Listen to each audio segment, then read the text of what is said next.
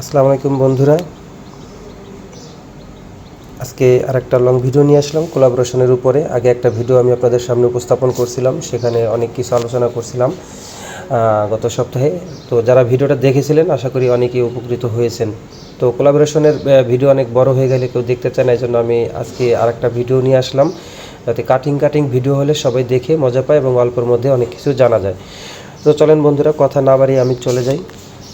আমরা যদি আমাদের প্রোফাইলটার মধ্যে ক্লিক করে দেখেন, এরপরে প্রোফাইল ড্যাশবোর্ডে চলে যাব। এরপরে একটু স্ক্রল করে আমাদের এই যে এখানে টুলস বাটনটা আছে, টুলসের মধ্যে ক্লিক করব। এরপরে স্ক্রল করে নিচের দিকে যাব। স্ক্রল করে নিচে আসার পরে দেখেন এই যে কোলাবোরেশন আছে, কোলাবোরেশনটার উপরে ক্লিক করব। এবার দেখেন গত সপ্তাহে আমি এখানে আলোচনা করছিলাম যে রিসিট ইনভাইটেশন, তারপরে সেন্ট ইনভাইটেশন, অল কোলাবোরেশন, এই ব্যাপারে আলোচনা করছিলাম। আজকে আমি এই যে সেটিংটা আছে, এই সেটিংটার উপরে কথা বলবো।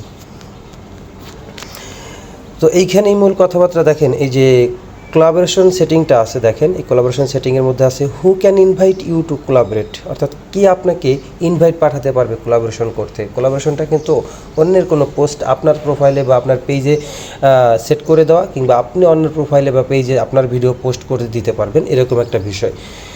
তো দেখেন এখানে আছে এনিওয়ান, যে কেউ আপনাকে চাইলে ইনভাইটটা পাঠাতে পারবে। Only page and profile you follow, শুধুমাত্র সেই সকল পেজ এবং প্রোফাইল যেগুলো আপনি ফলো করছেন, অথবা নোবডি। আপনি যে কোনো একটা অপশন চাইলে এখানে অ্যাপ্রুভ করে রাখতে পারেন। যদি আপনি নোবডি দেন তাহলে কেউ আপনাকে কোলাবোরেশন করতে পারবে না, এনিওয়ান দিলে সবাই পারবে। আর যদি অনলি পেজ এবং প্রোফাইল দেন, যেটা আপনি ফলো করছেন, তাহলে শুধুমাত্র তারাই পারবে।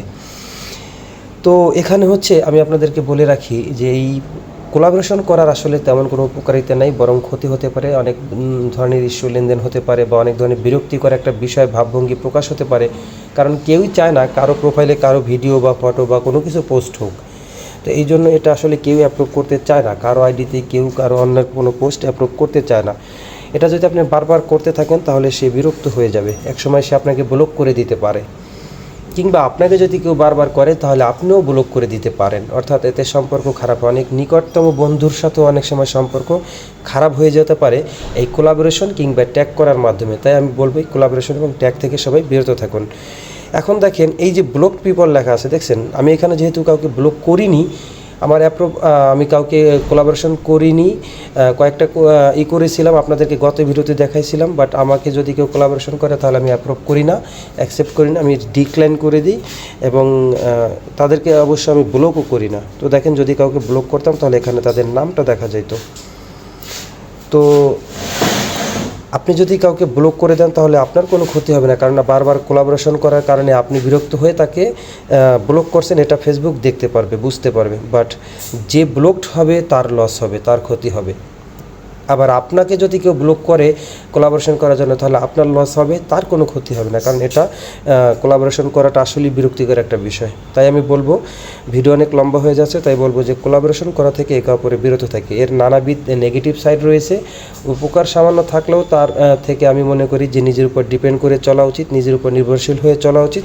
এসব কোলাবোরেশন থেকে আমাদের সকলের বিরত থাকা উচিত। তো এতক্ষণ সঙ্গে থাকার জন্য ধন্যবাদ।